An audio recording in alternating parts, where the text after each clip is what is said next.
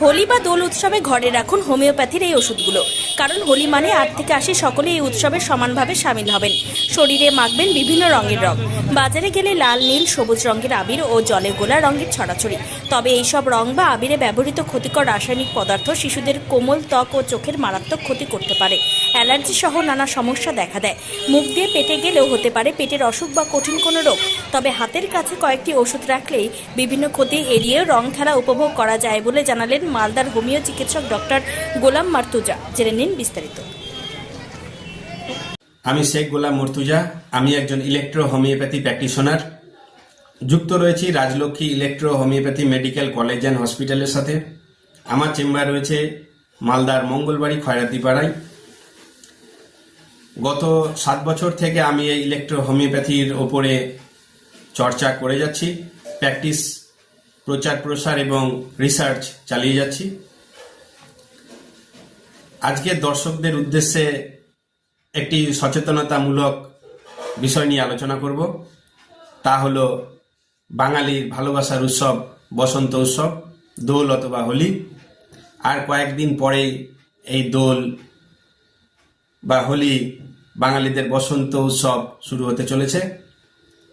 হোলি খেলা হবে আর রং মাখানো হবে না, তা তো কখনো হয় না। তবে এই রং মাখানো নিয়ে আমাদেরকে কিছুটা সচেতনতা অবলম্বন করতে হবে। অন্তত চোখে চশমা ব্যবহার করতে হবে, যাতে চোখটাকে আমরা সুরক্ষিত রাখতে পারি। তারপরে পরে মিষ্টি মুখ করার সময় যাতে মিষ্টিতে বা হাতে রং না লেগে থাকে, এই বিষয়টা আমাদেরকে একটু খেয়াল রাখতে হবে।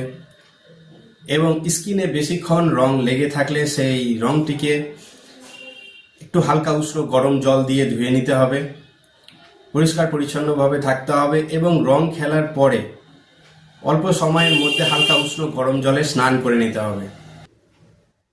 এছাড়াও কিছু ইলেকট্রো হোমিওপ্যাথি ঔষধ অথবা হোমিওপ্যাথি ঔষধ হাতের কাছে রাখা যেতে পারে, কারণ দোলের দিন অনেক ডাক্তারবাবু চেম্বারে থাকেন না, চেম্বার বন্ধ থাকে, ঔষধপত্র সঠিকভাবে পাওয়া যায় না। তাই বাড়িতে এমার্জেন্সির জন্য কিছু ইলেকট্রো হোমিওপ্যাথি অথবা হোমিওপ্যাথি ঔষধ রাখতে পারেন, ছোট বাচ্চাদের কথা ভেবে। হোমিওপ্যাথি ওষুধের মধ্যে ক্যালেন্ডুলা ক্রিম, অ্যান্টিসেপটিক ক্রিম, এই ক্রিমটা অত্যন্ত কার্যকারী, বিশেষ করে এই দিনের জন্য। রং খেলতে যাওয়ার আগে সর্বশরীরে এই ক্যালেন্ডুলা অ্যান্টিসেপটিক ক্রিমটা লাগিয়ে নিলে কেমিক্যাল রিয়াকশন থেকে অনেকটা রেহাই পাওয়া যায়।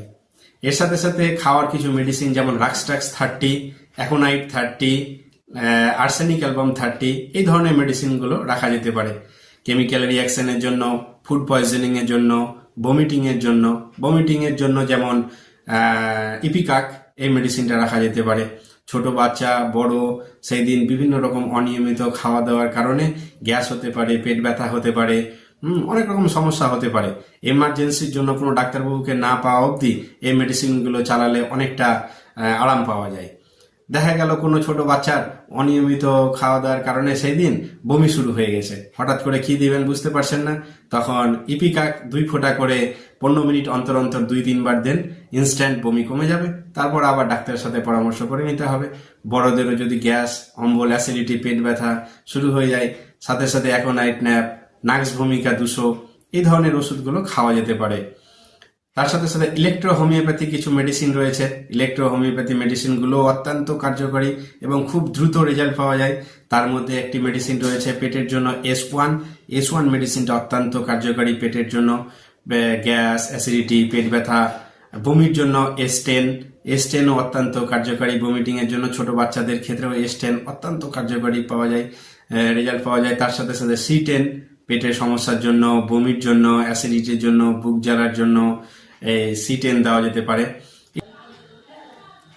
এবং ব্যবহার করতে হবে প্রাকৃতিক উপায়ে তৈরি করা রং, ন্যাচারাল পদ্ধতিতে তৈরি করা রং ব্যবহার করলে তাতে কোনো রকম কোনো সমস্যা নেই। কিন্তু বাজারে যে সমস্ত কেমিক্যাল যুক্ত রং পাওয়া যাচ্ছে সেই থেকে আমাদেরকে চেষ্টা করতে হবে দূরে থাকার।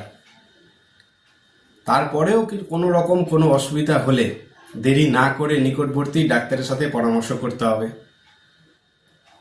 চেষ্টা করতে হবে নিজে সুরক্ষিত থেকে এবং অপরকে সুরক্ষিত রেখে এই উৎসব পালন করার। মনে রাখতে হবে আমাদের নিজেদের সুখ অন্যের যেন দুঃখের কারণ না হয়ে দাঁড়ায়। তাই সকলে ভালো থাকুন, সুস্থ থাকুন এবং ভালোভাবে বসন্ত উৎসব হোলি পালন করুন, এই আশা রেখে আমার এই ছোট্ট বক্তব্য আমি শেষ করছি।